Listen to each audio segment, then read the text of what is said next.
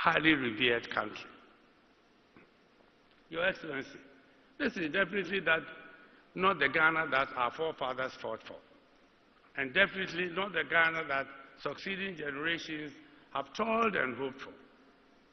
Your Excellency, someone must reset the destiny of Ghana, and it can only be you.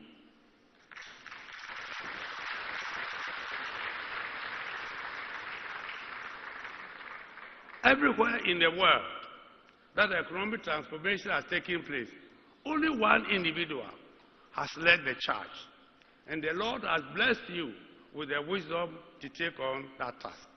The task to liberate Ghana from economic mismanagement and corruption, to reset Ghana and put it on a path of sustainable and resilient growth, inclusive development and prosperity for all the citizens of the country. Ghanaians, Your Excellency, are tired of poverty and hardship. I must admit, Your Excellency and distinguished guests, that in the last 68 years of independence, Ghana has also suffered severe disruptions and dislocations from external shocks, including the COVID-19 pandemic and major supply chain disruptions following Russia's invasion of Ukraine, and now the great disruption originating from the current U.S. administration. We cannot ignore them, but the stark truth is that the overwhelming majority of our problems are homegrown and self-inflicted. Only our leaders and the people of Ghana can and must resolve these problems. Let us take the responsibility of resetting our destiny in our own hands. Your Excellency, the journey to reset Ghana is not going to be easy. It is going to be rough and full of risks and frustrations from within and from outside. However, with the determined leadership that you have promised and ownership from you, you shall succeed.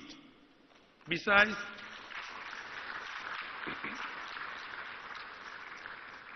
there are many Ghanaians who are ready to stand with you and to work with you to deliver your bold vision. Like supporters of a well-known football club not to be named, you will never walk alone.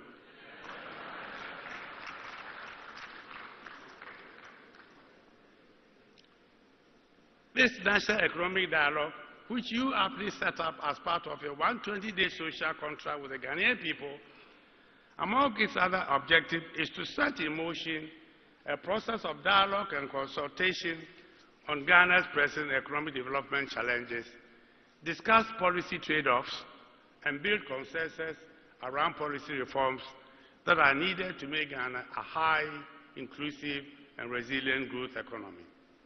It is also intended that the National Economic Dialogue could be structured into a permanent consultative machinery in which the authorities, the private sector, civil society, and international partners regularly discuss socioeconomic and growth challenges, emerging opportunities and risks. Your Excellency, the institutionalization of this process to advance your research agenda will be key to success. There are some who have already concluded that this is also going to be yet another talk shop, and that there will be no follow-through actions. Hence, the commitment to institutionalize the dialogue should be prioritized to take away these doubts. After this plenary session, there shall be 6 breakout sessions which shall take critical look at 6 of the most pressing issues facing Ghana. And by the close of tomorrow, the dialogue will present concrete proposals to assist government with the execution of the reset agenda in order to reshape the future of our country's destiny. Your Excellency, permit me to reiterate that the task of resetting Ghana cannot be delayed. There is no option. We delay it at our own peril. As Brutus says in Shakespeare's Julius Caesar, there is a tide in the affairs of men, which taken at the flood leads on to fortune. Omitted all the voyage of their life is bound in shallows and in miseries. That time is now, and the opportunity is here. Failure to act cannot be an option. This bold vision to reset Ghana should rewrite the history of Ghana and Africa and give the future generations to come a lasting hope in our country and in our continent. Finally, Your Excellency, allow me once again to welcome you and the Vice President and all our distinguished invited guests to the 2025 National Economic Dialogue in Accra. I thank you for your attention.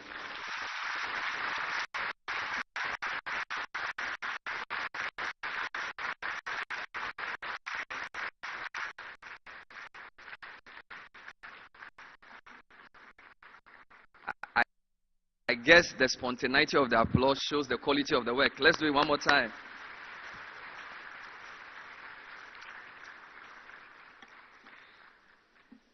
And Mr. Chair did not work alone. He had a 7-member committee that worked with him. So now that I have the President's attention, let me acknowledge the members of his committee. Dr. K.Y. Amuakun, founding President of ASSET, was also on the committee that worked with Dr. Yamson. Let's acknowledge Dr. K.Y. Amuakun. And the rest of the committee, Nelly Miriku, Professor Gachi, Anthony Sapong, Mohammed Samara, Ernest de Graft Ejir, and Chairman of NDBC, Dr. Nimoy Thompson. Let's put our hands together for all of them. To demonstrate the truly national nature of this event, I'd like to acknowledge a few more groups. We'd like to specially welcome and acknowledge the Council of State, led by their chair, the Right Honorable Edward Kobido Ajaho, and the newly minted members of the Council of State. If they can arise so we see them. Thank you very much, Excellencies, for your interest in national development. Mr. President, almost all your ministers are here. There's also a strong delegation from Parliament. We want to acknowledge all the ministers and MPs who are here. Let's put our hands together for all of them. Thank you. We have captains of industry from the private sector, too many to mention. If you're a captain of industry, give us a wave so we acknowledge you properly. Thank you very much indeed. We also have civil society here as well. So civil society leaders, please rise so we acknowledge you. This is a very important part of the discourse. Thank you. As earlier hinted, our traditional authorities are here, and they are here in their numbers. We acknowledge our Togbewu Mamawo Nime Name for your continued support. Let's put our hands together for all our revered traditional leaders. This is not an exhaustive list. We'll do the rest as we proceed. We'd like to now do a bit of history. It is often said that those who do not learn history are bound to repeat it. So I'd like to now invite a member of the committee who is also a former head of the Economic Commission for Africa and the founder and president emeritus of the Africa Center for Economic Transformation to draw lessons from Ghana's political economic history to set the stage for the future we want. Ladies and gentlemen, we are happy to give to you Dr. K.Y. Amuakun. Please put your hands together for him.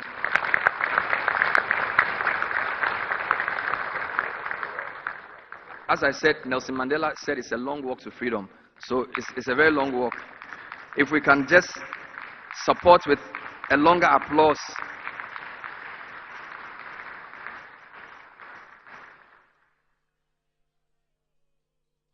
Thank you, KY, for your hard work for Ghana.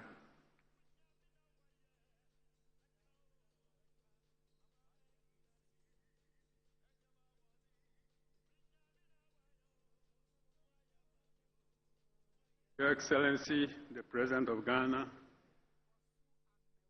John Dramani Mahama, Your Excellency, the Vice President, Professor Nana Jane Opoku-Agyeman,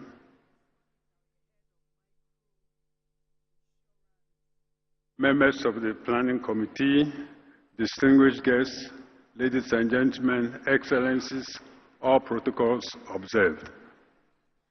It is my great pleasure and honor to be with you today to help set the scene for our National Economic Dialogue. As many of you know, I've spent my entire career, more than 50 years, in African development. I've had the honor and privilege of working closely with policymakers and leaders across the continent. I'm a proud Pan-Africanist, but first and foremost, I'm a proud Ghanaian. I was 13 years at the time of independence. I grew up with Ghana and have lived through our post-colonial journey, the ups and downs, our successes and failures. My assignment today is to reflect on Ghana's political economy since independence and draw key lessons from our journey to help us forge the road ahead. I'm grateful for the opportunity and hopeful that what we learn over the next 2 days would allow us as citizens, with you at the helm, Your Excellency the President, to truly create the Ghana we want. Nearly 20 years ago, I had the privilege of delivering 3 speeches in the R.P. Balfour Memorial Lecture Series at Keynote University, the Kwame Nkrumah University of Science and Technology. During the first speech, I laid out a vision for a transformed Ghana, a Ghana that by 2030 would match where Malaysia stood in 2005. This meant a 10-fold increase in per capita income, a rise in life expectancy from 57 to 73 years, and a future where 9 out of 10 Class 1 pupils will reach Class 5 instead of 2 out of 3.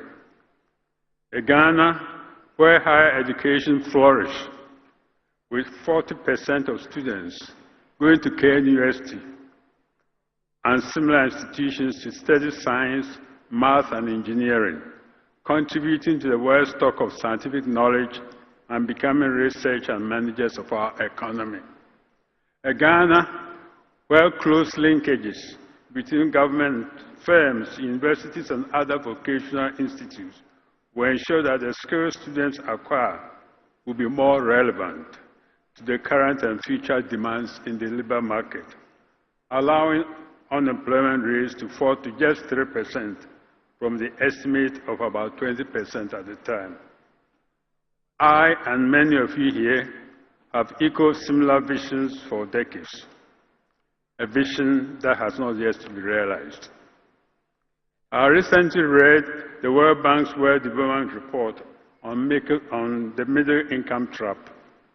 The report presents a sobering analysis of the challenges confronting nations like ours.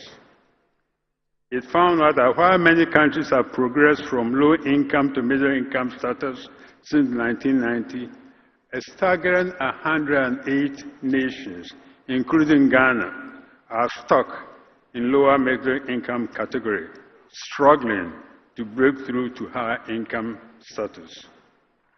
We may feel a bit of relief in knowing that we are not alone in the struggle to innovate, industrialize, and integrate into global value chains. But we must break this cycle. Ghana's gross national income per capita sat stagnant at less than $400 for almost 40 years. Between 1962 and 1999, but since 2000, it has increased to about $200. This begs the question, why have we stalled? And how can we make today's effort count, recognizing that economic transformation takes decades, not years? But it should not take another 50 years for Ghana to become an upper middle income country. And I hope that President Mahama's reset would include raising our ambitions. We can and must become a developed economy in the next 20 years.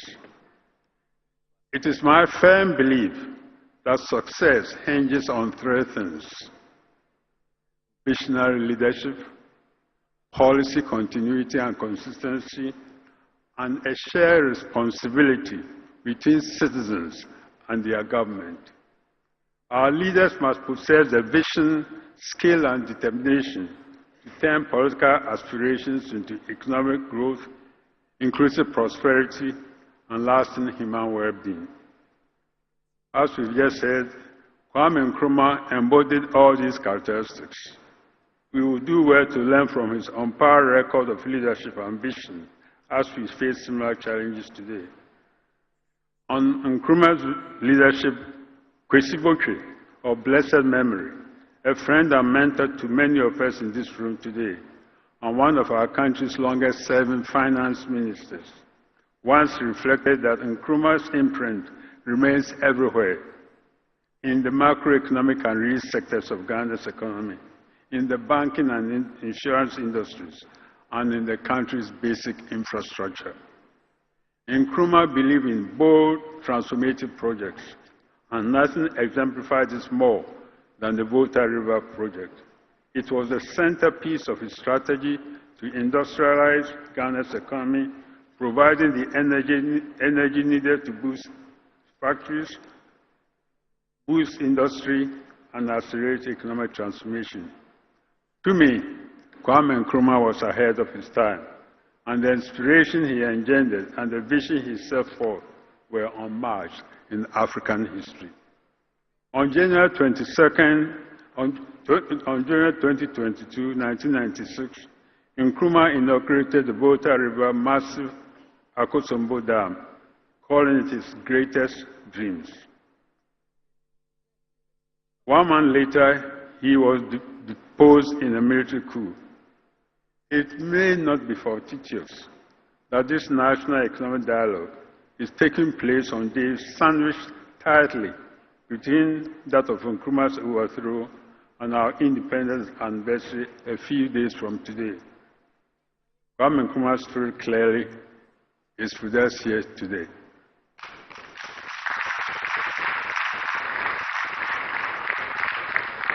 In any case, what followed Nkrumah's overthrow was 15 years of political instability and economic mismanagement, marked by a destructive cycle of coups. When General Rawlings' military regime took over in 1981, Ghana was in a crisis. To his credit, Rawlings stabilized the government after a couple of years, and before long, the economy started to recover. In his address to the opening of the third session of Parliament in 1985, Rawlings presented the first step of Ghana Vision 2020, a framework, quote, to realize the long-term vision of raising Ghana to the ranks of the middle-income countries of the world.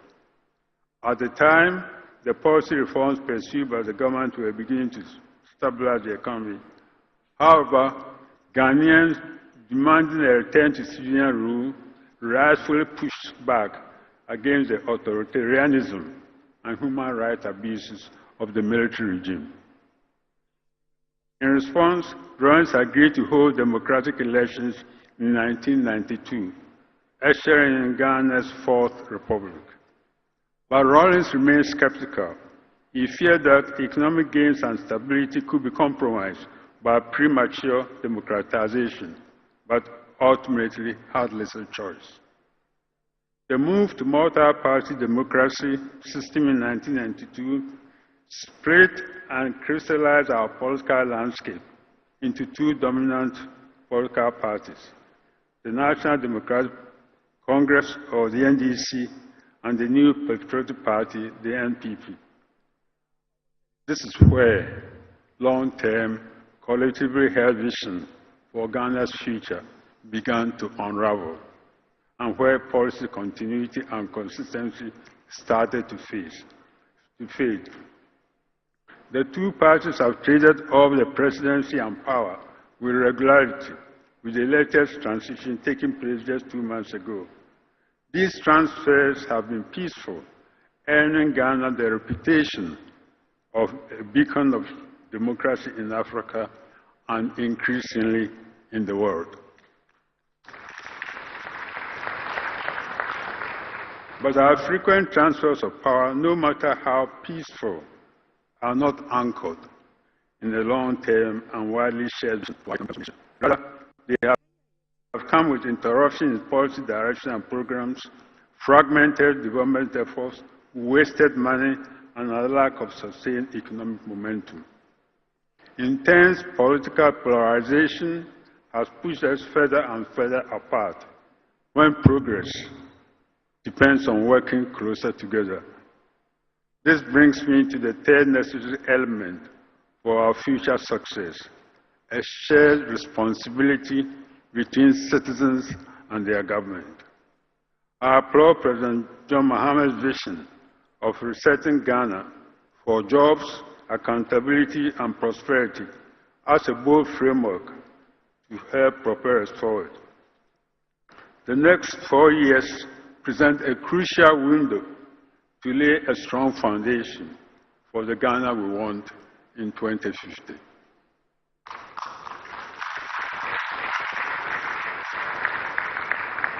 The 120-day social contract that President Mahama has laid before us identifies many concrete actions that will help us move forward towards our goals. But a contract can only exist between two or more people or two or more parties. Neither the government nor the people can achieve our vision for a transformed Ghana alone. We as Ghanaian citizens have a responsibility to take up the mantle of accountability and progress if we want to see lasting change. And based on my experience, I must admit, I'm concerned, but I'm also hopeful. Excellencies, ladies and gentlemen, as many of you know, 3 years ago, under my leadership, the African Center for Economic Transformation, in collaboration with Ghana's leading think tanks, policy institutes, and civil society organizations, launched the Compass for Ghana's Political and Economic Transformation, commonly known as the Ghana Compact. Our goal is clear: to identify the structural barriers hindering Ghana's transformation and to define the future we, as Ghanaians, aspire to by 2050. This effort is rooted in a fundamental democratic principle: ultimate power lies with the people. Ghana's transformation depends on its citizens setting a bold vision for the nation and holding governments accountable and themselves accountable for delivering on that vision. The Compass addressed some of our most pressing policy issues. There are 7 core thematic areas: national development planning, fiscal responsibility, youth education and skills, gender equality, private sector development, health, and climate change. The Compact is built on analysis from Ghana's leading minds and institutions. It is informed by consultation with all major political parties, traditional and religious leaders, and the cross-section of Ghanaian visionaries. And it fully reflects engagement with citizens across 10 regions of our country to ensure these recommendations are grounded in the daily realities of Ghanaians of all backgrounds. All this effort culminated in the Citizens' Convention in June 2024 at the University of Ghana.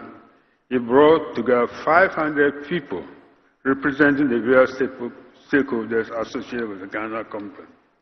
We convened to create a citizen declaration of a social contract with the government of Ghana, or the expectation to guide governance in our country as we approach the 100th year of our independence in 2057. For each of the 7 thematic areas of the Compact that I mentioned, a set of targets and actions to achieve them by 2030 was also identified. The Convention agreed that a robust accountability mechanism must underpin such a transformation agenda, not merely a monitoring tool, but a fundamental framework designed to ensure that the commitments enshrined in the social contract are realized. Such a mechanism will be a way to track, evaluate, and ensure that the fulfillment of these commitments will foster a stronger democratic process, enhance transparency, and rebuild trust between the government and its citizens. Importantly, The compact emphasized the obligations of all of us as citizens in moving towards a transformed Ghana, underpinned by values such as patriotism, loyalty, honesty, and integrity, as well as civic education that starts early and is adequately funded. At the heart of this, to me, is a shift in our mindset to embrace the African personality that Kwame Nkrumah dreamt of more than 40 years ago when he said, Africa needs new type of citizen, a dedicated, modest, honest, informed man, a man who submerges himself in the service of nation and mankind, a man who abhors greed and detests vanity, a new type of man whose humility is his strength and whose integrity is his greatest. I'm sure that if Kwame Nkrumah were with us today, he will be saddened to see how far we have strayed from this vision. I share his disappointment. But I also know that we can turn this around. And please, allow me to add that I'm grateful to everyone who has engaged in the compact process thus far, allowing us to bring concrete citizen-driven solutions to our administration to complement its swift efforts to correct the course we are in. And of course, we will continue our partnership, particularly with the National Demand Planning Commission, under the leadership of the veteran Neil Moore Thompson. Excellencies, I have shared where we have come from, and with the rest of my time today, I would like to look forward, taking lessons from our history and from the Ghana Compact process to help inform what we do next. I will start by highlighting 4 critical areas where the Ghana Compact in the coming months can help take forward the recommendations from this national economic dialogue and support the goals and objectives of President Mahama's reset agenda. First is on governance. We need a code of good governance to enhance transparency and accountability in government operations, particularly in procurement and auditing, while fostering active citizen engagement in governance process. The second is on campaign and political party financing. The increasing monetization of our politics has driven incidents of party capture and pervasive corruption, as well as cronyism, leading to poor service delivery and accountability. This is the elephant in the room that we seldom see or talk about at meetings such as the one we are having here today and tomorrow. The third is the fight against galamsey. Today, 60% of our major water bodies are polluted, the most visible consequence of galamsey or illegal mining. But the environmental catastrophe runs deeper than polluted rivers.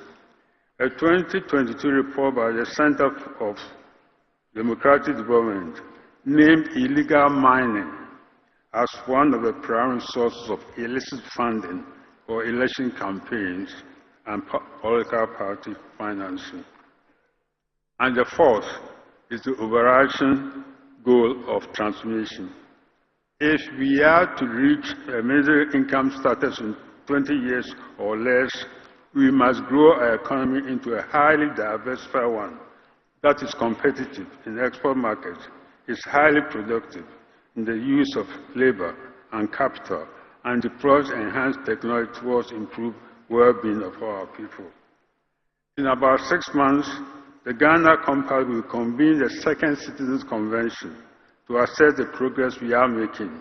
We also review a public online dashboard to be created in collaboration with the NDPC that will track development progress, including social contract commitments and later government action over the long term, extending beyond this government to future administration. So let me offer the Compact as a platform for engaging for engagement between policymakers and citizens going forward.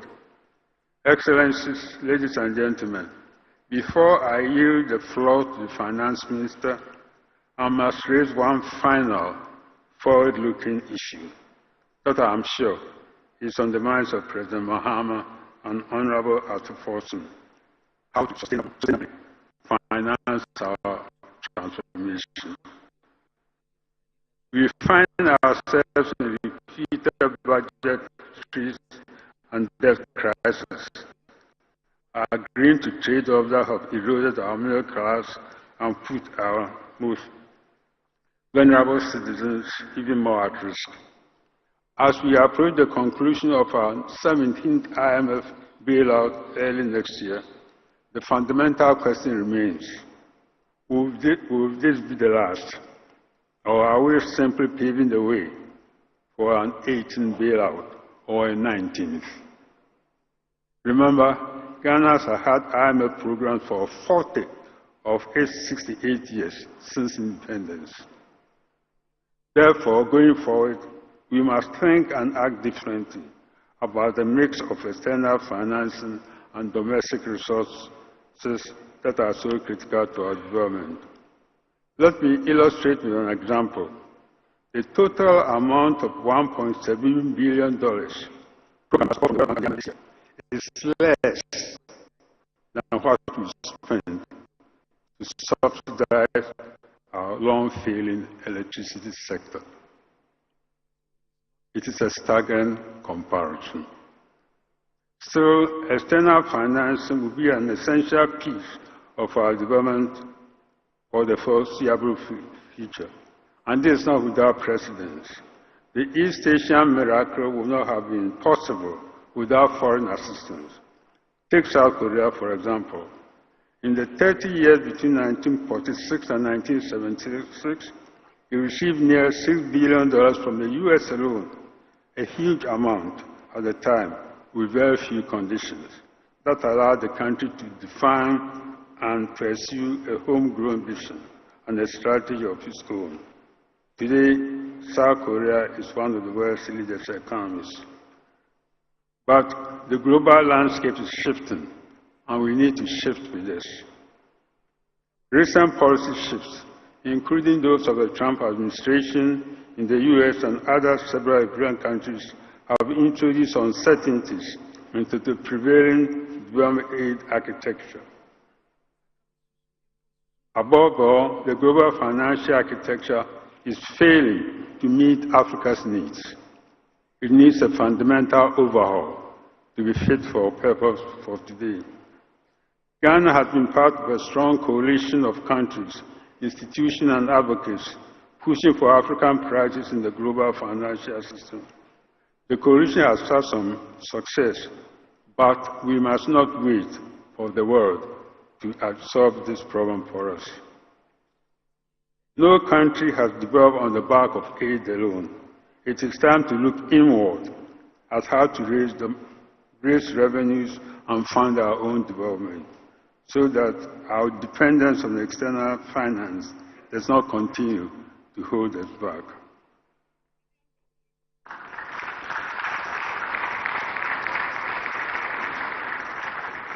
Our private sector can be a key contributor, as instruments such as blended finance and public-private partnerships offer great untapped potential. And remittances from the Ghana diaspora have consistently outstripped ODA and FDI flows for many years. Now, underscoring the importance in our financing mix. The upshot of all this is that Ghana needs a comprehensive financing strategy, one that effectively aligns different funding sources to our vision for economic transformation. Such a strategy should include three fundamentals. First, a Ghana Development Finance Platform that will coordinate the flow of development assistance to Ghana, including assessing the progress we are making in our policy reforms and programs, and ensuring that resources are not duplicated, wasted, or misaligned with our developmental vision. Second, a long-term agreement with our major external partners. A particular instructive example of this is the World Bank's agreement with Pakistan. The bank has committed to providing $20 billion in financial support over 10 years, a shift from the traditional short-term partnership approach used in Ghana and other countries. The basis for this longer-term approach in Pakistan is the realization that after the recent crisis, the country needs to break away from its past pattern of stop-and-go reform cycles and instead commit to a credible, more stable developmental course. Third, a comprehensive domestic revenue mobilization plan that curbs illicit financial flows, harnesses remittances, and ensure fair taxation to fuel our public service and investment in our own progress. The overall goal of this strategy will be to mobilize significant increased financing, coupled with rigorous expenditure management in the next 10 years to support our development, underpinned by a strong accountability mechanism. Excellencies, ladies and gentlemen, in closing, I hope that over the next 2 days, our discussion will focus on concrete policy reforms, institutional strengthening, the strategic investment to stabilize the economy, drive growth, and create jobs in the medium to long term.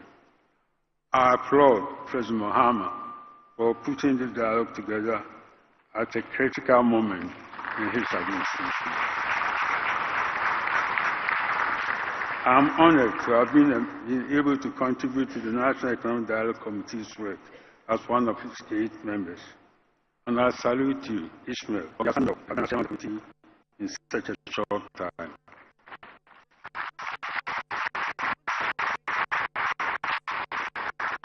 Finally, let me mention Rishi Sharma, an author, fund manager, and columnist for the Financial Times, who wrote a book in 2013 called Breakout Nations, and predicted the countries that will become the next economic miracles. By 2050, African country made the list. Not South Africa, not Nigeria. Therefore, my question for all of us is a simple one. What would it take for Ghana to become a breakout nation by 2050?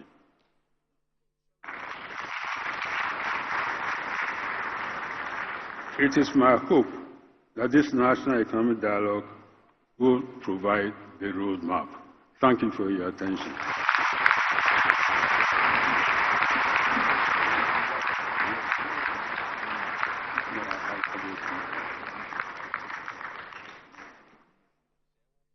Please put your hands together for Dr. K.Y. Amoako for that comprehensive background to this very important summit. And I like the fact that you all applauded when he asked the question, will Ghana be in the list? And I think the answer is yes, if we do the right things here. Let's dance it up for him one more time. Thank you, Doc. We really appreciate your work. We're still here live at the 2025 National Economic Dialogue.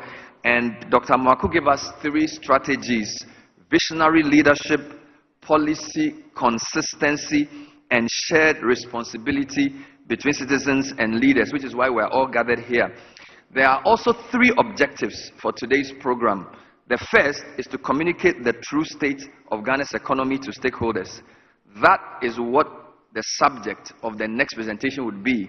So I'd like to now welcome the Minister of Finance and MP for Ejumaku Enyan Esiem, the Honorable, he's not the main uncle Atu, there's an older uncle Atu, but he's the brother Atu, KCL Atu Forsen, to present to us the true state of Ghana's economy. Please put your hands together. So your brother Atu, since Uncle Atu is still there. Thank you, sir.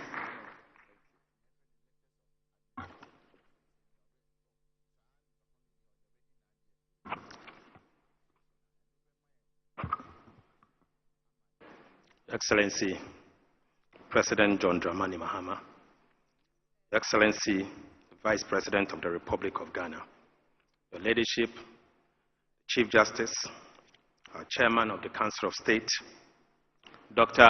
Ishmael Yamson, the Chairman of the Organizing Committee, other members of the Organizing Committee, members of the Diplomatic Committee, and fellow countrymen and women, distinguished ladies and gentlemen. It gives me great pleasure to welcome you to this august gathering. Your presence here is a testament to your love for country and the resilience of our collective unity and purpose. This is an ample demonstration of our ability to put aside our differences when the national duty calls and binds us together in search for answers to the problems that confront us as a country. Today's gathering and the subsequent consensus that will be forged from these stimulating discussions will follow and will lend us the opportunity to be able to put together a policy that will guide all of us. This is a proof to the old saying that adwen onyinimpa kronitrim, to wit, knowledge does not reside in the head of the Organizing Committee, Elder Statesman Dr. Ishmael Yamson, and the distinguished members of the committee for working tirelessly to put together this important dialogue. It is with great anticipation that we embark on this first national economic dialogue in over a decade, a pivotal moment in our national history. This dialogue is not only a significant and defining moment, but it's also an important reenactment of our history when the nation assembled at a similar forum in Senchi some 10 years ago. Today, we set out to attempt to resolve economic puzzle of much greater magnitude and scale than those that confronted us some 10 years ago. This dialogue is therefore an opportunity to reflect on our economic reality, address the pressing challenges, and chart a course towards a more prosperous future for our citizens.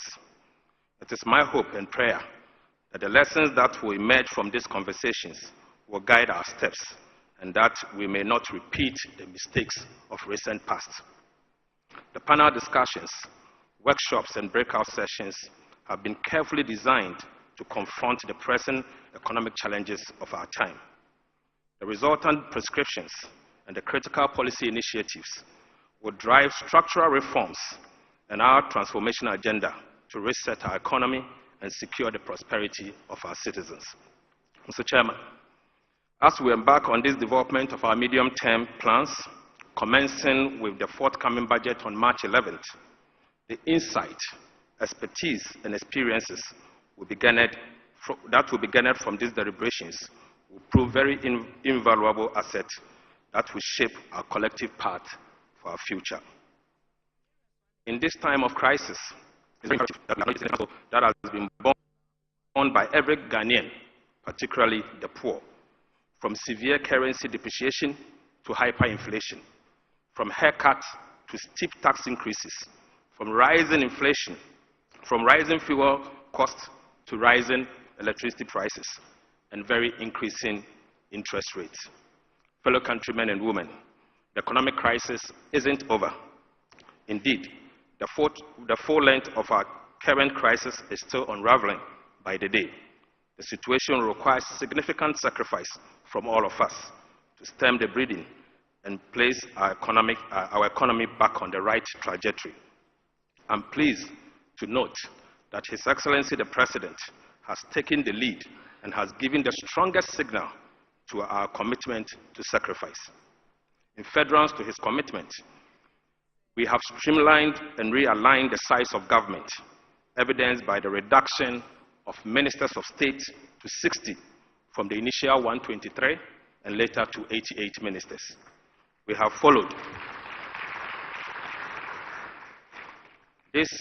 also followed with significant budget cuts that will be announced soon for the office of the President and further prohibition of the first-class travels by all government officials.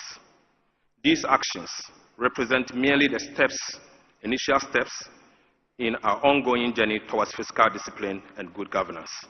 Mr. Chairman, let me seize this opportunity to express my heartfelt gratitude to the organized labor and the Ghana Employers Association for their understanding and collaboration in search of an agreement concerning the minimum wage and base pay. I wish at this point to reaffirm to labor that the NDC government, headed by His Excellency President Mahama, will commit to transparency, accountability, and good governance. Mr. Chairman, distinguished ladies and gentlemen, I would now crave your indulgence to take you to a presentation on the state of the Ghanaian economy.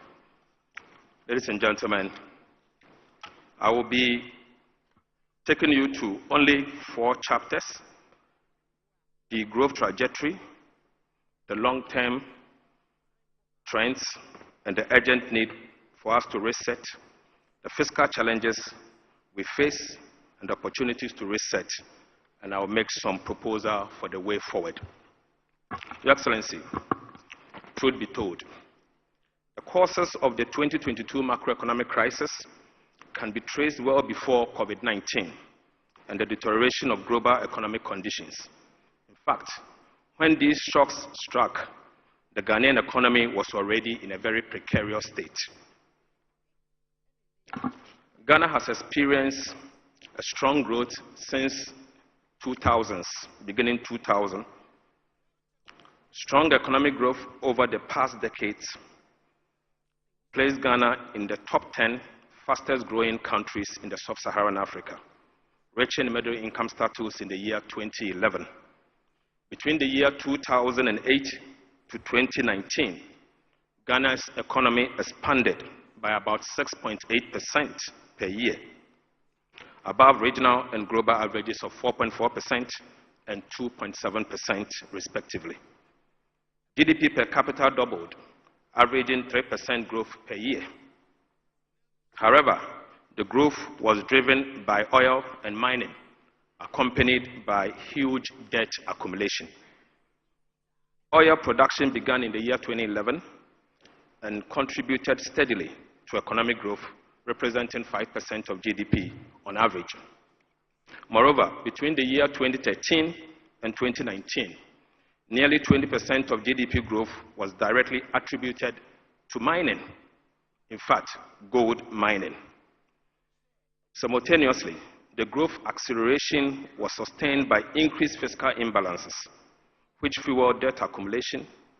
The fiscal deficit averaged about 4% of GDP between the year 2008 and 2019, more than twice as much as in the year 2000, between 2000 and 2007. Public debt went from 20% of GDP after a peak in the year 2006 to 93% at the central government level in the year 2022. Although these factors led to increased vulnerabilities to the commodity prices and shocks, Ghana failed to take action. The growth, as we have seen, has not translated into structural transformation and productivity. There has been very limited progress in structural transformation, with the agriculture sector still representing 1/5 of GDP and also 1/3 of the labor force, about 33%. Manufacturing productivity remains relatively low, and higher productivity sectors in industry, such as commercial mining and construction, employing few people, the informal sector and self-employment have absorbed a large share of the labor force, even among the higher income quintiles. This is contrary to what we've seen in some advanced countries and medium-sized countries. Ghana's export basket has remained concentrated in simple products with low value addition. The economy is dominated by primary products with limited value addition, which restrict the potential for economic diversification and growth. Ghana's top 3 exports, gold, crude oil, and cocoa, accounted for 85.1% of the country's total exports in the year 2024. High productivity manufacturing is relatively small and has not exploited the opportunities that we have with ECOWAS, AGWA, EPA, and AFTA. This reliance on primary commodities highlights the need for strategic effort to diversify the economy and reduce dependency on a narrow range of products, taking advantage of global value chain. Your Excellency, unfortunately, income inequalities has progressively worsened. Inequalities across regions persist due to lack of economic convergence, disparities in service delivery, and environmental degradation. Poverty rate in Upper East, Upper West, and Northern region remains above 50%. Rapid urbanization has led to rising disparities within cities. Although urban poverty rates have dropped over the last decade, the number of urban poor has not increased at all.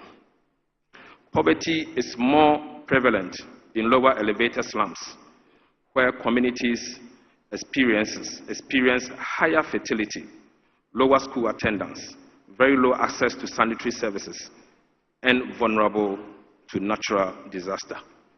In the year 2024, Ghana's inequality was worse than Côte d'Ivoire, Nigeria, Benin, Togo, and other neighboring countries, unfortunately. I'll now take you to long-term trends and the urgent need for us to reset. Your Excellency, the current growth model will not be sufficient to meet Ghana's needs and aspirations if nothing is done. And it will mean that we have to take urgent steps to correct this trend. Ghana needs to take advantage of its demographic dividend. With 500,000 young people joining the labor force each year, 500,000. Within the current growth model, growth will reduce to only 3.8%, which represents 2.4% GDP per capita in less than 15 years from now. There's an urgent need to implement ambitious reforms to reset the economy in the next 4 years. Otherwise, we'll go down in terms of growth. Transforming Ghana's economic growth from one based on factor accumulation and natural resource depletion to one driven by productivity and human capital is very critical. Economic growth can be sustained over 6.5% of GDP, fully offsetting headwinds from demographic trends and the decline in natural resource depletion if we are to adjust from the current baseline situation. Your Excellency, the graph on the left-hand side shows the baseline situation from now to the year 2050, using the baseline and where the growth will be. We've adjusted for moderate reforms, and we have also adjusted for ambitious reforms. The moderate reforms will largely mean that we will have to quickly bring on stream the Pecan field, and that will adjust from where we are and improve the growth trend. Whereas ambitious reforms will mean we'll have to do a lot more than adjusting from the Pecan oil fields. Without comprehensive reforms, unfortunately, Ghana will only achieve upper middle income status after the year 2050. And we cannot wait till the year 2050 before we become an upper middle income country. There's an urgent need for comprehensive policies and institutional reforms that enhance productivity, improve the quality of infrastructures, services, and elevate human capital and workforce skills. These reforms have the potential of transforming Ghana within a generation, tripling its per capita income by the year 2050. There is the need to reorient fiscal policy to support the growth and structural transformation.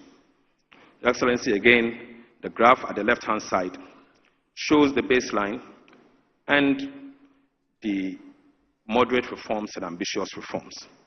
Unfortunately, looking at where we are going, if nothing is done, Ghana will only become an upper middle income country in the year 2050.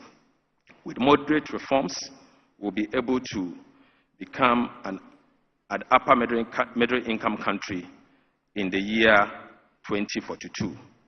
But if we are to do well and introduce very ambitious reforms, Ghana will indeed become an upper middle income country before the year 2038. And we have no choice. We will have to introduce measures to reset our economy. There's an urgent need for economic transformation to reset Ghana. And we have 7 chapters to reset our economy. Chapter 1 is resetting the economy and creating prosperity for all.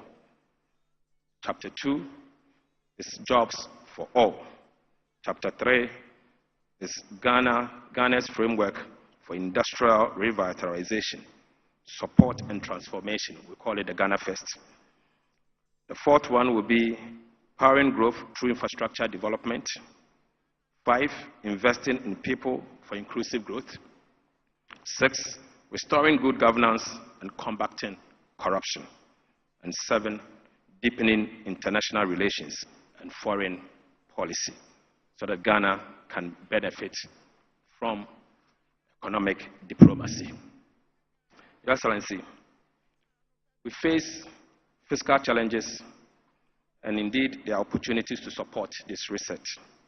First, I will take you through public expenditure, other words called public spending.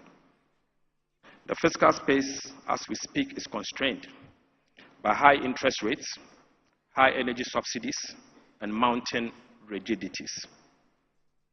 Government expenditure grew faster than GDP over the past 8 years.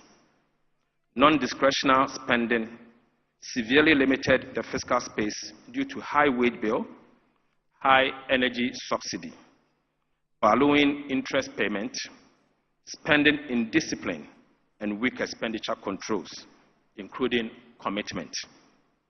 These categories of non-discretionary expenditures, namely public sector wages, interest payment, earmark funds, account for about 70% of Ghana's total expenditure.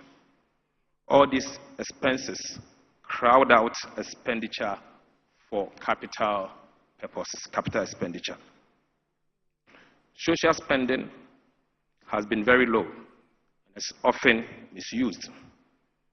The National Health Insurance also misuse of resources. So the problem with National Health Insurance is not only with the financing shortfalls, but also with misuse of resources. Financing shortfalls for National Health Insurance. The National Health Insurance no longer receives its full National Health Insurance levy as approved by law due to the Capping Act. Additionally, resources increasingly diverted towards non-core activities, and this hinders efficiency. Today, less than 60% of the National Health Insurance budget goes to non-claim payment. And you could see that in the year 2008, from the graph, we used to use 86% of the National Health Insurance budget for the purposes of claim payment. This has reduced to about 58%. In fact, in the year 2022, it went down to about 50%. Public spending also on education is inefficient and skewed towards secondary and tertiary levels. Only about 1/4 of government education spending goes to pre-primary and primary levels. Most funds go to staff compensation, leaving little for classroom materials and infrastructure improvement. And you could see how our education budget is skewed, also from the graph from the right-hand side. Your Excellency, infrastructure spending, again, is highly inefficient and mostly uncompleted. Even a small improvement in spending efficiency could lead to significant progress in infrastructure quality.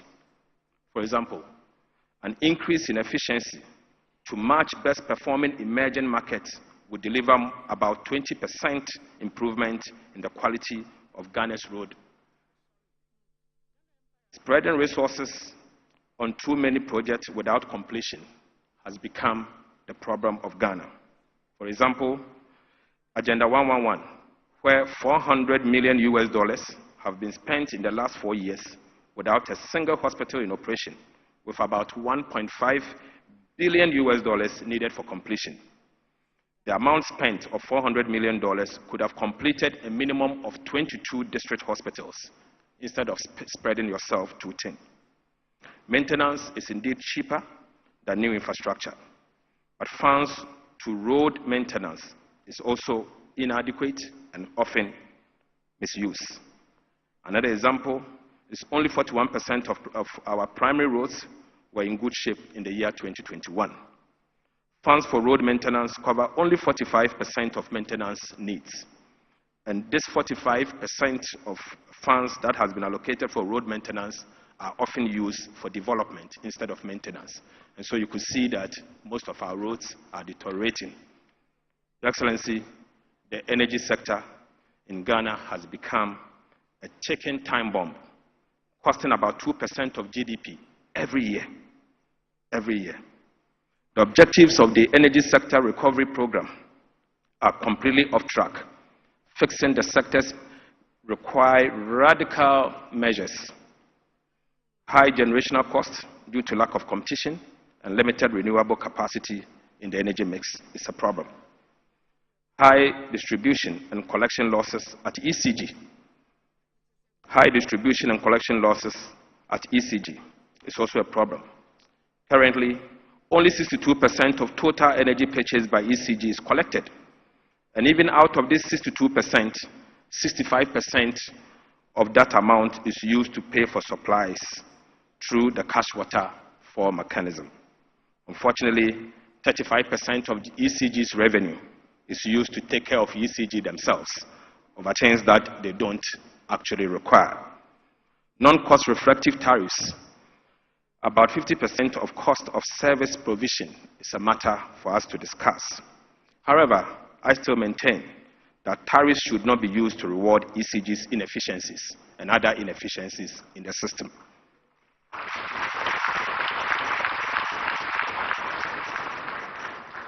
Unpaid legacy arrests at end of year 2022 was $1.3 billion.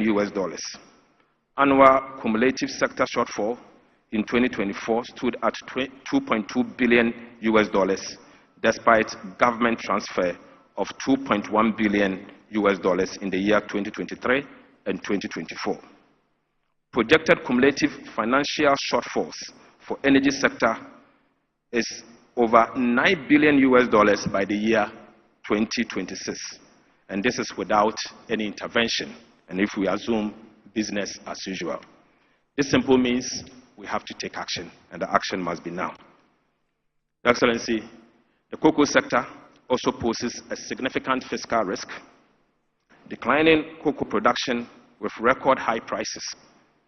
Cocoa production has dropped nearly 50% over the past 3 years. The 2023-2024 crop season, Cocoa Board would not be able to supply was not able to supply 330,000 tons of cocoa contracts.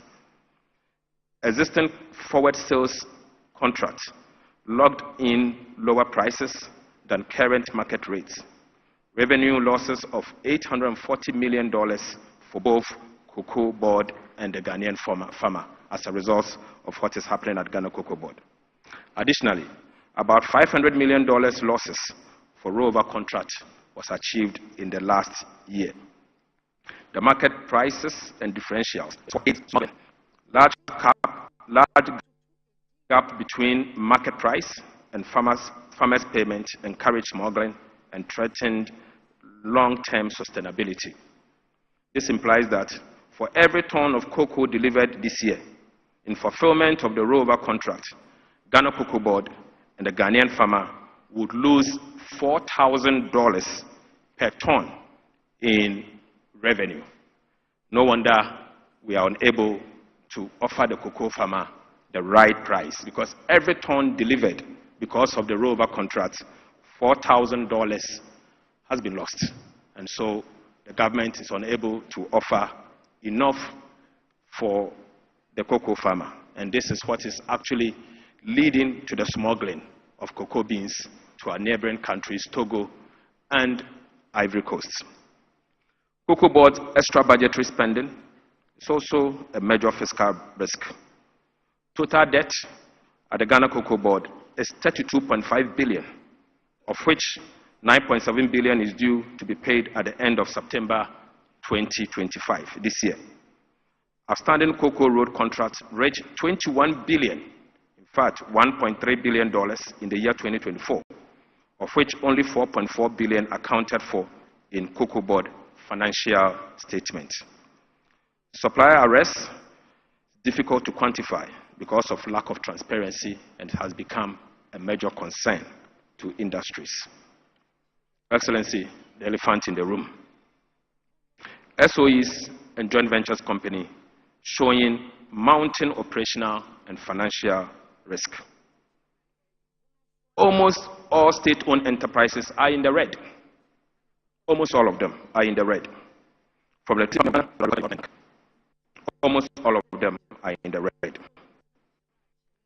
In fact, beginning from the year 2021, 2022, and 2023, you will see that Cocoa Board posed some profit of 2.2 billion in the year 2023. Your Excellency, this is artificial profit. This profit is because they failed to service their debt because of the debt suspension. And so all the cocoa bills that were due at the time, they failed to pay because of debt suspension. Subsequently, this debt still exists, and so we will need to take action to restructure most of the state-owned enterprises. Fiscal challenges and opportunity to support, and the need for us to talk about revenue now. We can't develop if we fail to generate resources internally. Your Excellency, Ghana has not performed well in revenue mobilization compared to its peers. Ghana's domestic revenue mobilization has stagnated in the last decade and remained below our peers. Ghana collected 13.5% of GDP in revenue, tax revenue. Collection from other major taxes remain low, especially value-added tax, as compared to our peers. Numerous exemptions and complexity of tax system have a detrimental impact on revenue. Tax administration challenges also contribute to compliance gap. And I have two different graphs, the one on total tax revenue and the one we need to take action, the value-added tax. You could see the long line, the yellow line, dotted line, and the dotted red, representing where Ghana is and where our peers are. When you look at the other one, the value-added tax, where Ghana is, it shows that Ghana is lagging behind in the collection of tax revenue and significantly value-added tax. This means we need urgent reforms to rationalize our value-added tax regime. Currently, it has been distorted, and there is very little compliance. The gap is huge. Last year, GRA programmed to increase the VAT effort by 32%. Unfortunately, they ended up doing 17%, clearly below inflation, and that should tell you that there is a significant problem. The fiscal cost of tax exemption calls for rationalization, whilst mitigating the impact on the poor. The Tax Exemption Act in the year 2022 set up clear criteria, but other legislations introduced further tax incentives that deviate from the national tax benchmark. Exemptions from VAT, PIT, and import duties are estimated to generate a loss of about 3.9% of GDP. This amount does not include corporate income tax exemptions. While this exemption offers some relief, they are costly. In fact,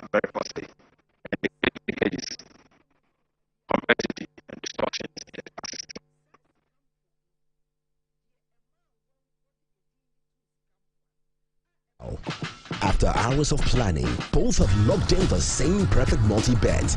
Big win for United, over 1.5. And both teams to score in the London Derby. But who could have picked Leicester over City? Or a high-scoring game at the Bridge? There's nothing worse than having your perfect multi-bet missing. But there's nothing better than having it saved.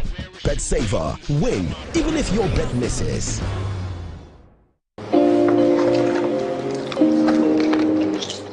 Secretary. Yes, boss. Patron Fakot document in Bren. Pacho, Medeba. Boss, Pacho. Oh, sorry, boss. Father, boss. Na, a drop a name, I'm saying. It's Unti Tontina 74 Mishanka. Wow. Over air for general well-being. Sir. You're very good. And money, man, you have it, madam. Kope binato. Any a crujio. Kope binato. Ghana for. Say, Munim say, Medumani say, make you try Aji Amanfo. Sa, and I'm here a draw. A bet you try Aji me, Effie Yaria who draw, baby. Now, me to me, Ajinami Naso, Aji Amanfo. As I mean, Num Tontina 74 mixture. Emamia Pumudin, a supporting new system. Na Emamia Sunday. A drawing your mapping for a batter woman manufo, and in Quada winning Fedu. FDA Ajay in Kratoyato. % of GDP, because we failed to fully capture the economic rent from our natural resources. Simple put, whilst extractive industry is enjoying a rent of 14%, Ghana has not been able to take advantage of the rent. Or what I want to say is that, can we take advantage and take 1% of the 14% rent as a country to support our development in infrastructure and also human capital? Fiscal challenges and opportunities, Your Excellency, with their other considerations outside taxes, expenditures, and financing. The other considerations are institutional reforms and corresponding policy directions that we will need to guide us. The fiscal rule. The Fiscal Responsibility Act 2018 failed to contain debt accumulation, the very reason why we set up the Fiscal Responsibility Act. Lack of enforcement and credibility issues, limited counter-cyclical flexibility in the law were the problems. SOE reforms are urgently required. Poorly performed SOEs in energy and agriculture sectors burden public finances, growing fiscal risk from contingent liability and quasi-fiscal operations that we need to address. And to be straight, the non-performing SOEs in energy, I'm referring to ECG. A non-performing SOE in agriculture, I'm referring to Ghana Cocoa Board. Your Excellency, the PFM and procurement systems urgently need to be upgraded in order for us to achieve a long-term fiscal discipline, because currently they're becoming quite outmoded, and there's the need for us to restore it. Other macroeconomic framework. Containing high inflation and stabilizing the cedi is key for fiscal action and growth. Inflation remains stubborn, around 23% since May 2024. Climate issues such as drought in key agriculture areas and delayed rainfall have harmed production, while supply chain challenges have further impacted on food costs. High inflation reduces cost of living and worsens food insecurity, particularly for the most vulnerable. Tight monetary policy stance is essential to control inflationary limits, reduce risk premium, and improve credit to private sector, and encourage exchange rate stability is essential to contain the debt service and pass-through of import prices. Your Excellency, the recent reduction in T-bills alone is saving Ghana about $1 billion, 1 billion Ghana cedis. And that 1 billion Ghana cedis can be channeled to critical areas of the economy. And clearly, we need to take steps to reduce the borrowing and also reduce the cost of borrowing so that we'll be able to channel the dividend to support our national development. I now move to the way forward and conclude. Fiscal policy in the past 8 years has been very ineffective. As a result, the macroeconomic situation remains very fragile. It is imperative that we build a momentum for reforms. The quality of adjustment will be key to support growth and protect the poor and most vulnerable.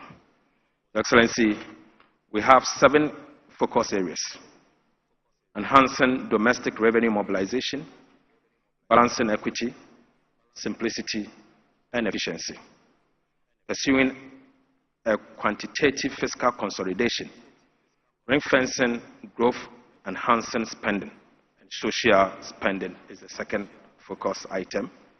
The third is ensuring compliance with public financial management and public procurement laws, implementing robust commitment control to maximize value for money and ensure fiscal discipline.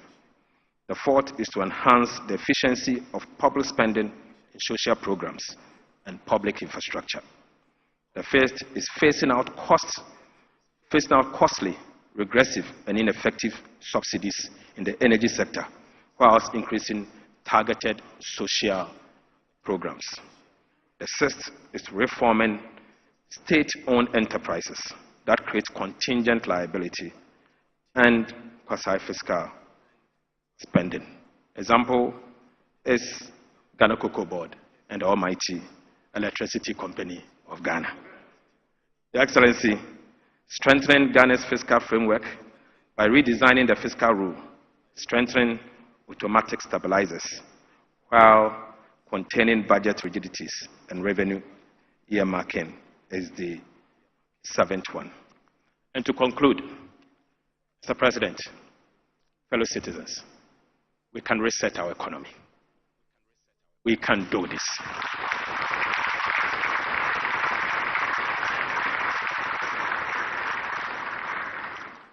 We just have to be disciplined and understand that the short-term benefit we gain today has a long-term consequences on our future.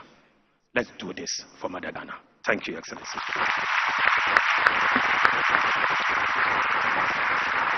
This is the day. A nation of strength, a nation of pride, a nation of freedom and justice. Ghana, 68 years strong and still rising. This Independence Day, we reflect on our journey, review our progress, and reset for the Ghana we want. A brighter future is within reach by embracing our diversity, nurturing our talents, and working together in unity. We can build a prosperous nation. Let's celebrate with the theme Reflect, Review, Reset. Key events will include 28th February Crossroads shooting incident, 5th March Presidential Awards for school children, and 6th March Commemorative Guard of Honor at the Presidency. Together, let's strive to build the Ghana we want. Ghana, Ayeko!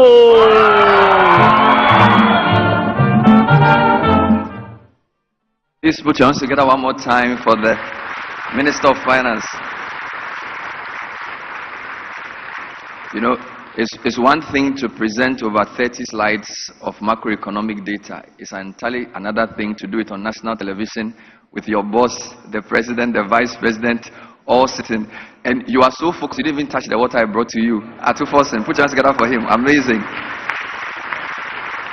I think if there was any doubt you were ready for this job, that doubt has been dispelled.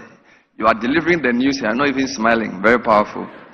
But there's hope at the end of the tunnel because the president will be joining us shortly on stage to now articulate his vision for economic transformation, which is an imperative. The foundation has been laid. It's very clear. But before we do that, we're going to invite the National Dance Company to help us relax a bit before we hear from His Excellency. Let's put our hands together for them. Thank you.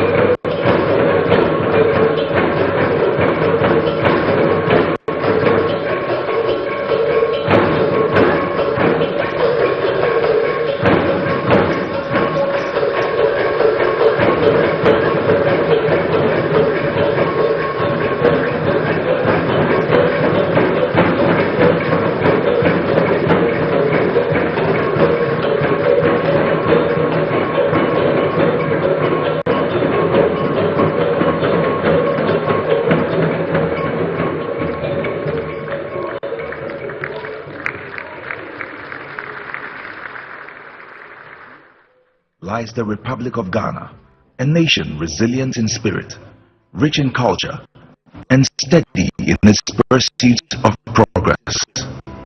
Today, we celebrate a momentous occasion in our nation's history as we welcome the newly elected President, His Excellency John Dramani Mahama.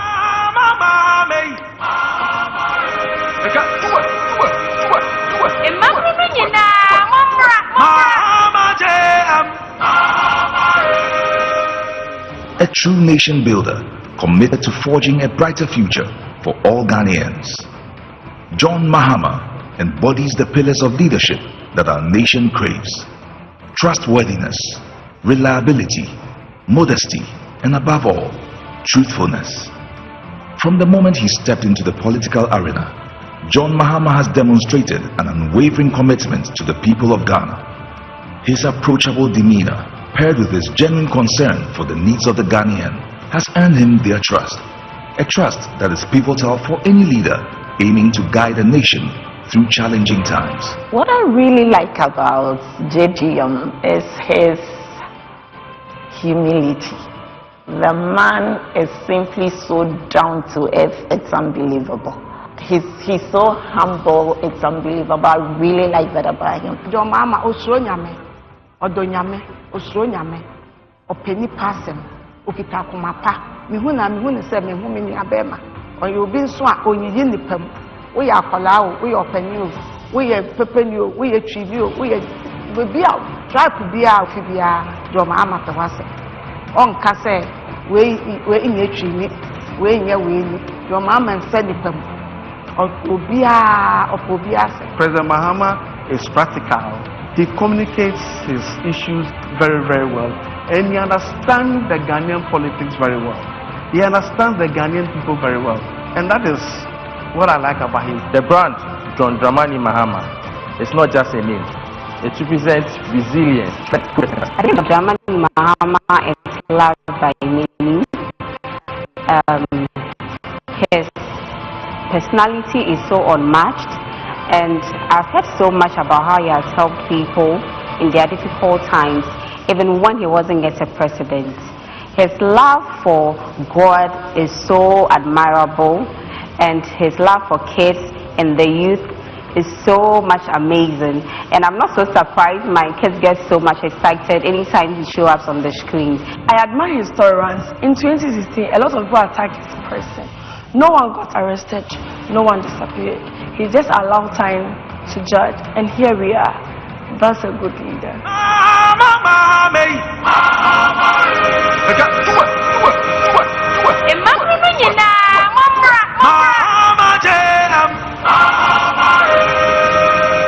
Mahama's previous tenure as president distinguished him as the infrastructure king.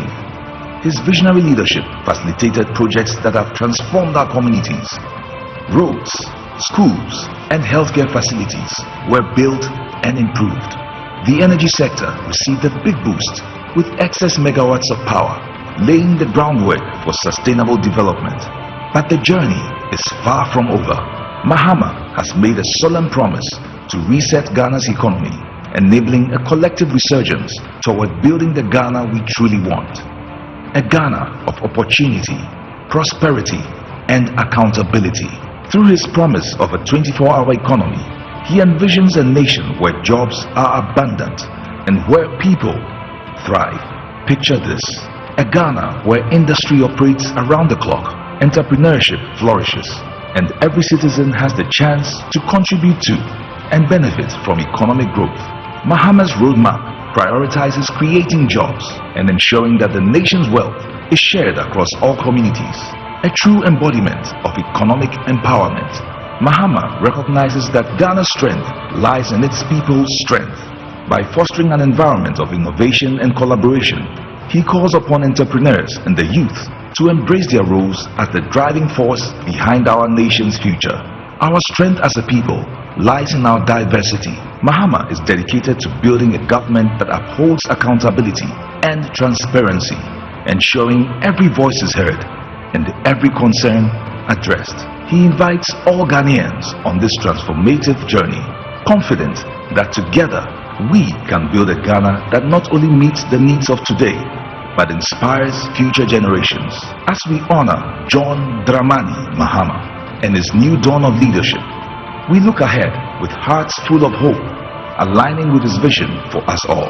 Together, let us embrace this new chapter of leadership, transformation, and growth, forging the path toward a prosperous Ghana for all. Congratulations to the 4th and now the 6th President of the 4th Republic of Ghana, His Excellency John Dramani Mahama. The journey begins now.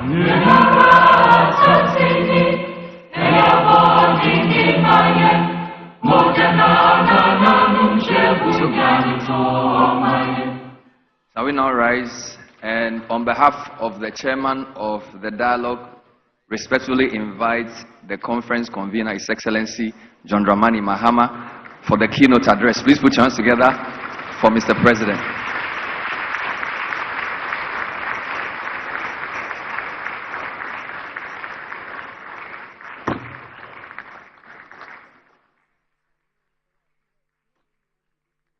Thank you. Kindly be seated. I was happy when that documentary ended. You can imagine how uncomfortable I was watching myself.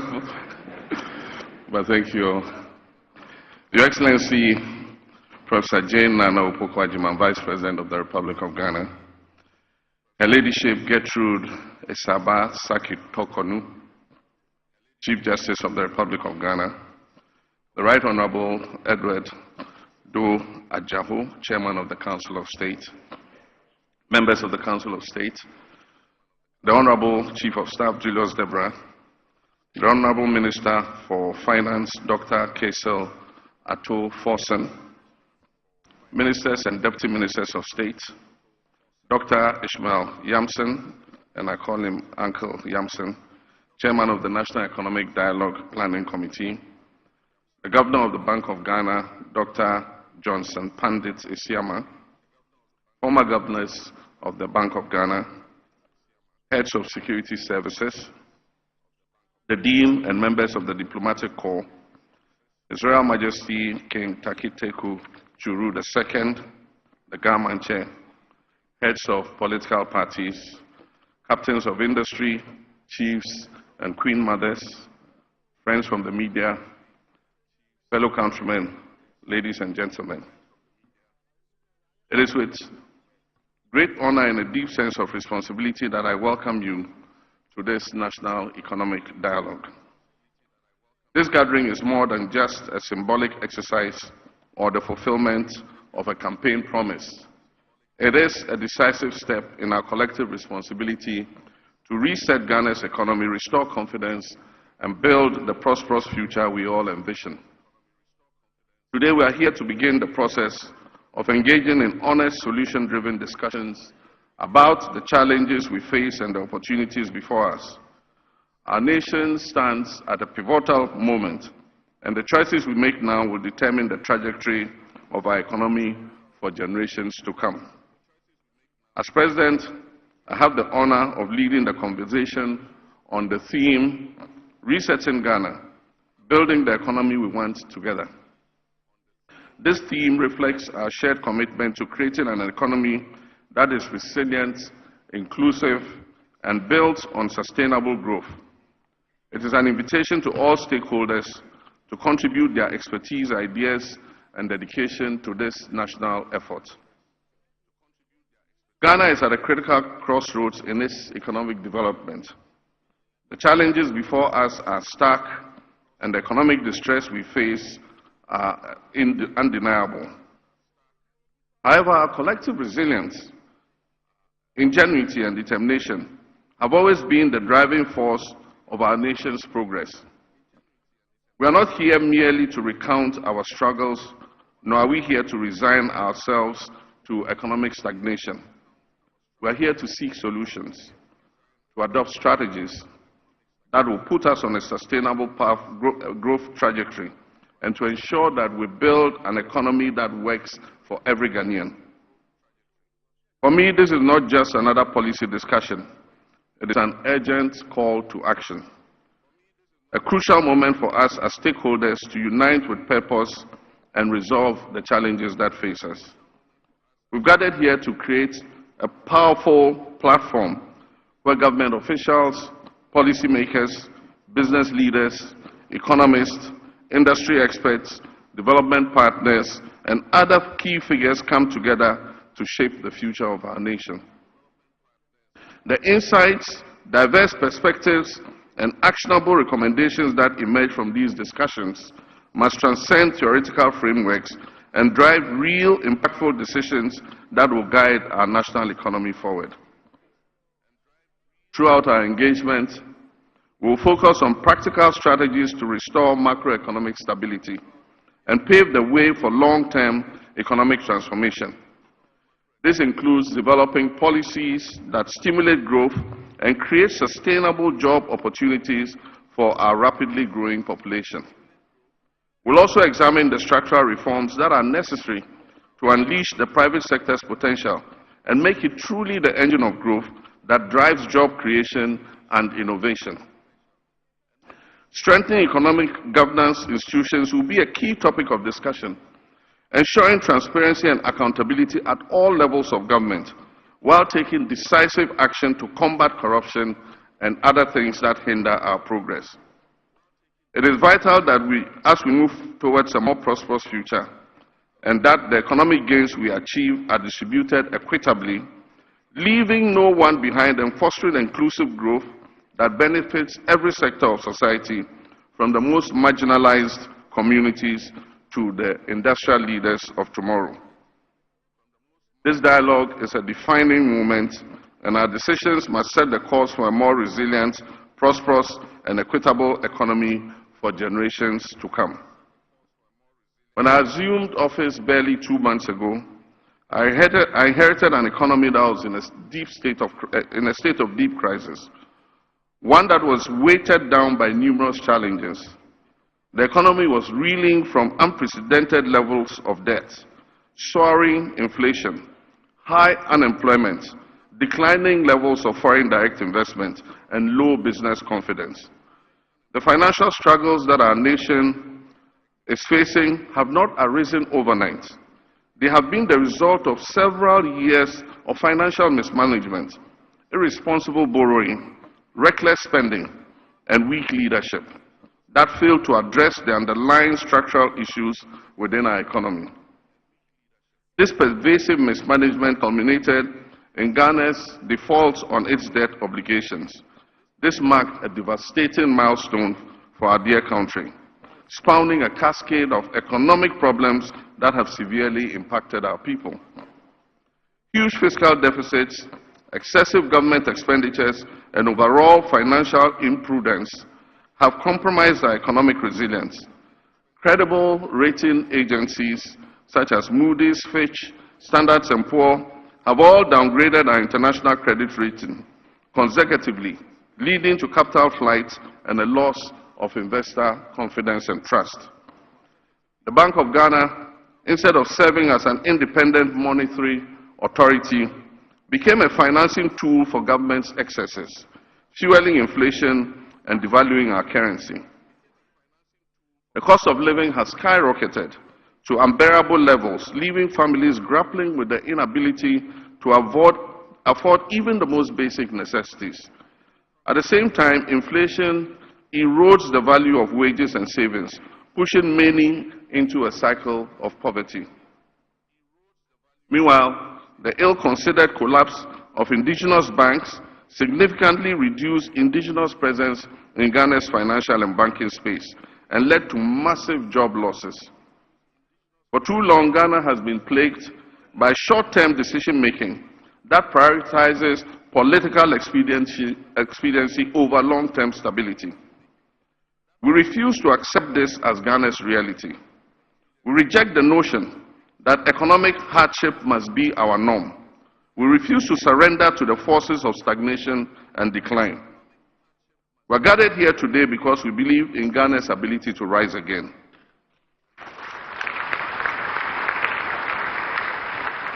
We are gathered here to claim our country's economic strength and emerge as a beacon of progress on the African continent. Not only a beacon of democracy, but a beacon of economic prosperity. This dialogue here today must serve as that turning point, a forum where we move beyond diagnosing the problems and instead implement concrete, pragmatic solutions to reposition Ghana on a path of sustainable growth. As President, I am committed to ensuring that the lessons learned from this crisis will shape the decisions we make in the years ahead.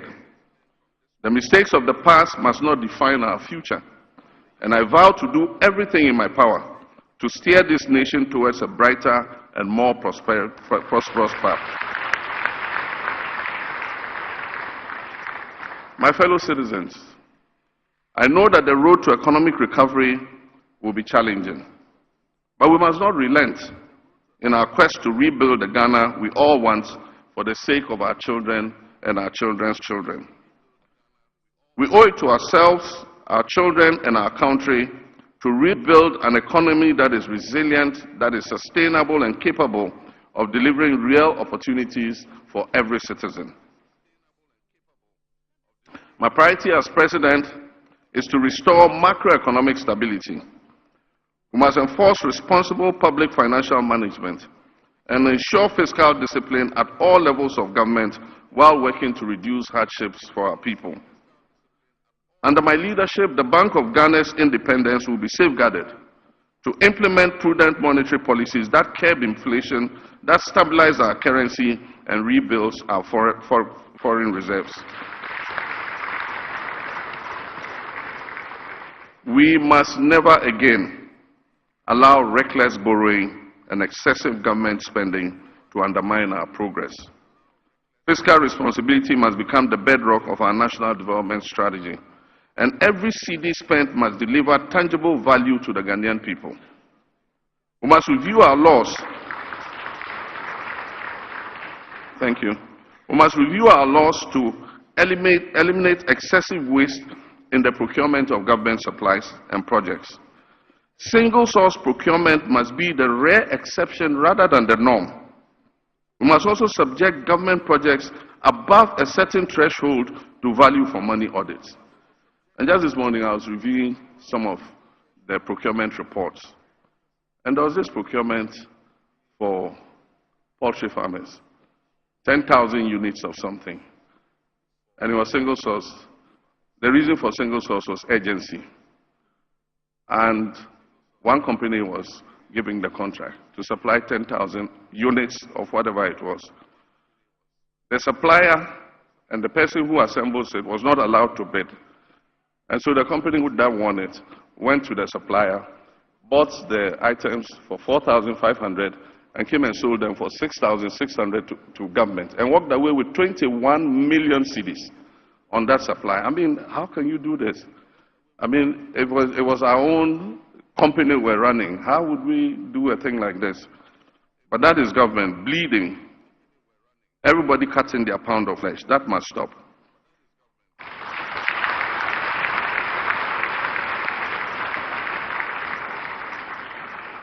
Beyond stabilization, we must undertake a fundamental transformation of our economic structure.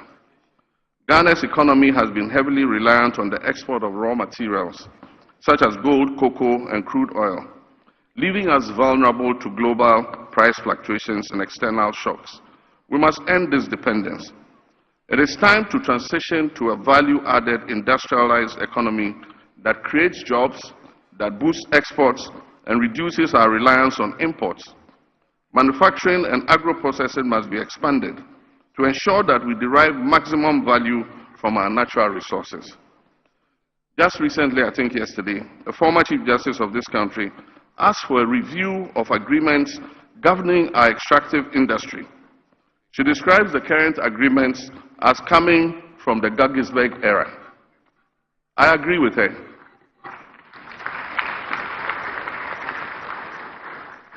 There must be increased indigenous participation in the exploitation of our natural resources. Ghana must earn more from this natural resource endowment if we are to create wealth and prosperity for our people.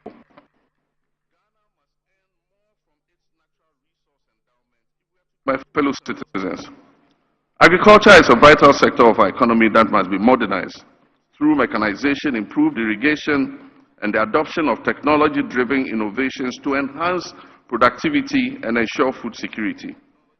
We must also harness the power of technology to bridge the digital divide, ensuring that every Ghanaian, no matter their location or background, has access to the opportunities that the digital economy provides. High-speed internet and robust digital infrastructure are no longer luxuries. They are necessities that fuel economic growth and global competitiveness. My fellow citizens, all this must be underpinned by urgent governance reforms that promote transparency and hold leadership accountable to the people in whom sovereignty resides. The policies required to bring our economy back on track and sustain the gains made will require multi-stakeholder buy-in. Short-term convenience, which has informed economic decision-making in the past, must give way to long-term and medium and long-term strategic planning, which will help us to avoid the cyclical economic booms. My fellow citizens,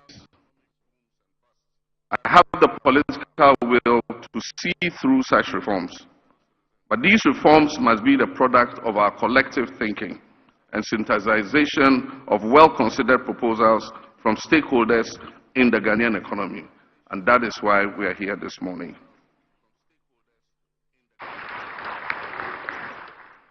As I had cause to say when I delivered the message on the state of the nation to Parliament last week, consensus building and consultation will be the hallmark of this administration, because I believe that all of us as Ghanaians have a role to play in the development of our dear nation. And I would very much like to be remembered as the president who provided a platform for this to happen.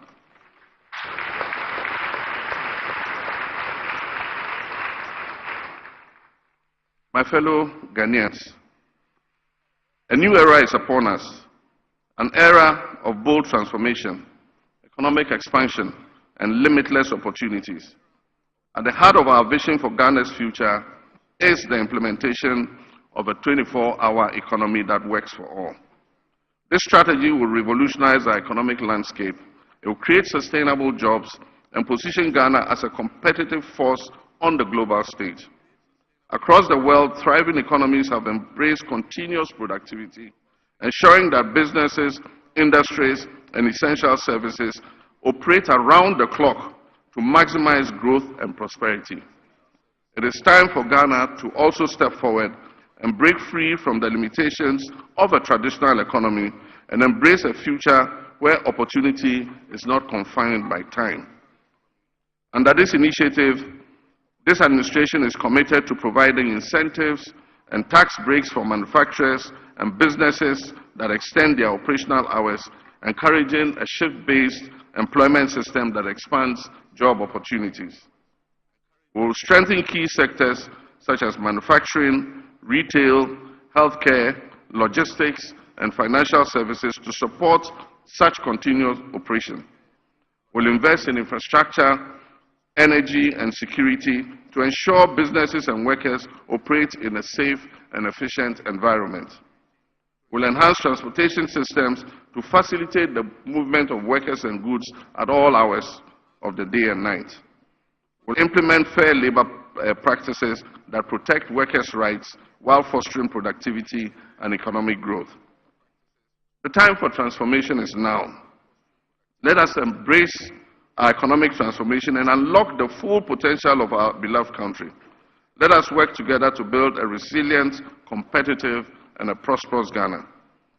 I fully understand that the road ahead will not be easy, but it is a road we must travel. The responsibility for rebuilding Ghana's economy does not rest on government's shoulders alone. It is a shared responsibility that requires the active participation of every Ghanaian. Let us rise to the occasion, take decisive and necessary action, and ensure that we leave behind a legacy of economic resilience, stability, and prosperity for future generations. Let me take this opportunity to thank Uncle Ishmael Yamson and the National Economic Dialogue team for the hard work you have put in bringing us here together for this all-important event. I wish to thank all of you who have taken the opportunity to be here with us this morning for your commitment to this national dialogue and for your dedication to the progress of our nation. Together, we'll build the Ghana we want and a robust economy of our own design and creation. I therefore have the honor and privilege to declare this National Economic Dialogue 2025 duly open.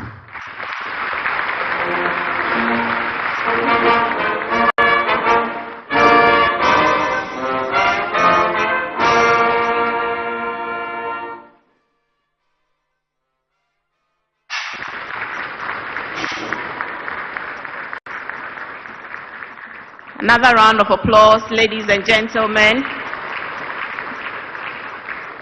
Indeed, the time for transformation is now, and Ghana will rise again when we all work to make it so.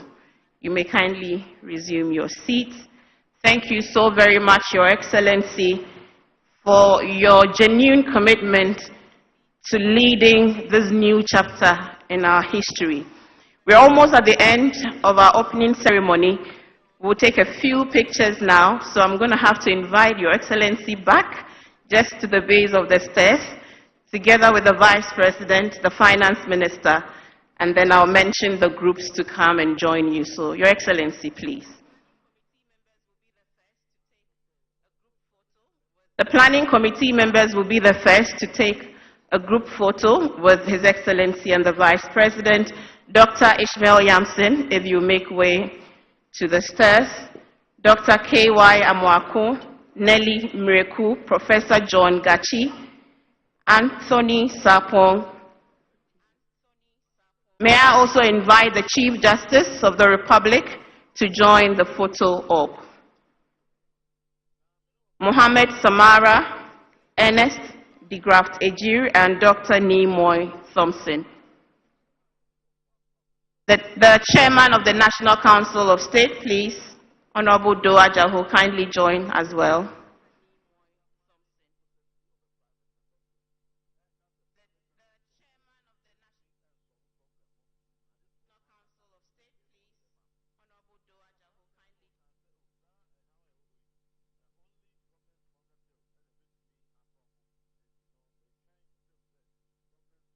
Thank you.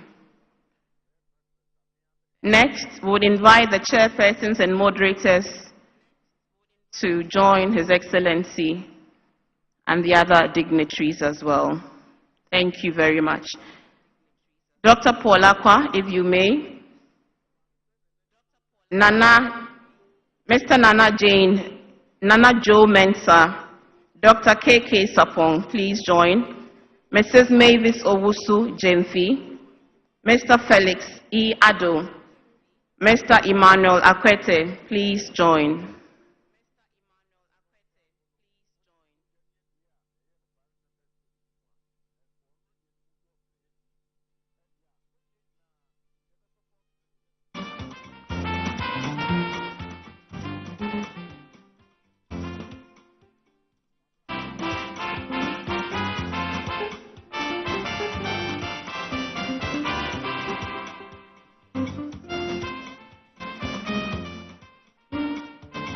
Because we are serious, I don't know whether they should smile or show us the serious face. We are resetting the economy. Thank you very much. And finally, the presenters would join His Excellency for the last round of photos. Mr. Leslie Mensah, Mrs. Mansanete, Dr. Eliklim Kwabla, Professor Festus Texton, Mr. David Ofosudote, and Mr. Franklin Kujo. Kindly join His Excellency.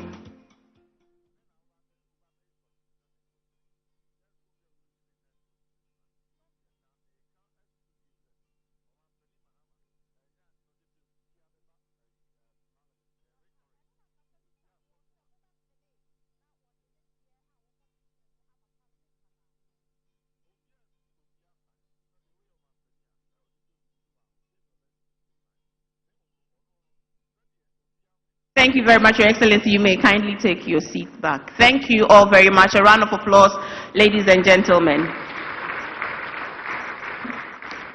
Thank you, Shamima. Please put your hands together for Shamima, the Deputy Government Spokesperson. And a quick announcement before His Excellency departs. So we'll be having a cocoa break right after his departure, and that will lead us into the 6 thematic breakout sessions. For the avoidance of doubt, let me just go through the 6 again. Restoring macroeconomic stability, growth with depth, infrastructure development, structural policy reforms, private sector-led growth, and restoring good governance and eliminating corruption. The thematic chairs have been identified. So Dr. Paul Akwa for restoring macro stability, Mrs. Mavis Owusu Jemfi for growth with depth for economic transformation, Mr. Nana Joe Mensah for private sector-led growth, Mr. Felix Addo for infrastructure development, Dr. KK Sapon for structural policy reforms, and Dr. Emmanuel Akwete for good governance and eliminating corruption. Their respective presenters will join them in the conference rooms. So those who have been invited to the thematic breakout sessions after the coffee break, please make your way there. For the rest of us, we'll be hoping to see you tomorrow afternoon for the closing session, where the ministers of state will join to listen to the outcomes of these important deliberations and engage with the presenters and take questions as well. And we are sure the Vice President will chair that session for us. Your Excellency, thank you very much. So without much ado, all rise to observe the national anthem, after which His Excellency would leave us.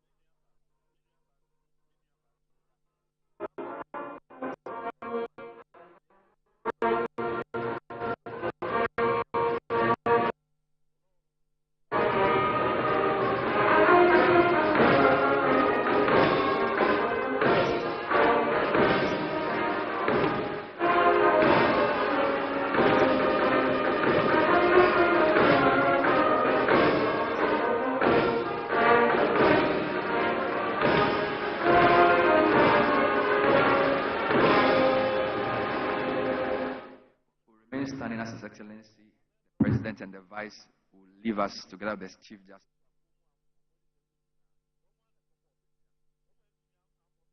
The cocoa break.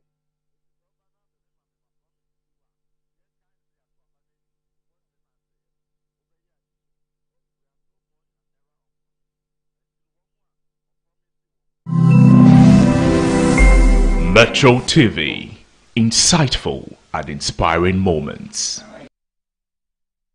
In today's interconnected and interdependent world, nations and international businesses are increasingly appreciating the need to foster greater trade relations. Get the inside views, vital information, trends and analysis on emerging trade giants in Ghana and beyond.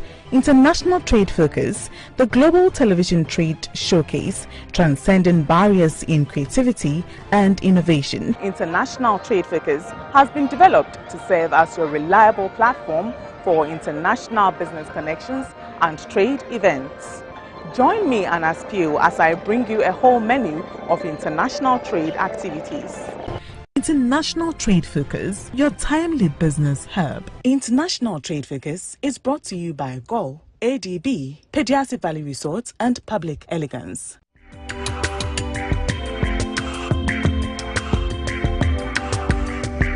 International Trade Focus is brought to you by GOL, ADB, Pediasi Valley Resorts and Public Elegance. Celebrating hard work, commitment, dedication and impact. The Metro Sports Awards 8 in 8 seeks to identify and reward the 8 most impactful sports personalities the last 8 years. Visit our website and all social media platforms to cast your votes. The nominees are Honorable Isaac Esiama, former sports minister. Honorable Mustafa Yusuf, former sports minister.